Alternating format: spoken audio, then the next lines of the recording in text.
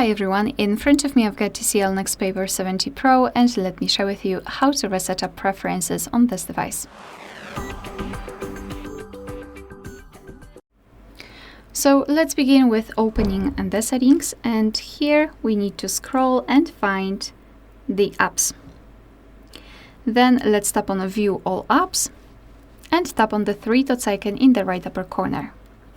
Now let's choose Reset Up Preferences, and here we've got the information what your device will actually reset. So all preferences for, among others, disabled app notifications and any permission restrictions. What's more, no worries, you won't lose any app data, so just tap on Reset Apps and basically this is it, just wait. Alright, so that will be all. Thank you so much for watching. Please hit the subscribe button and leave the thumbs up.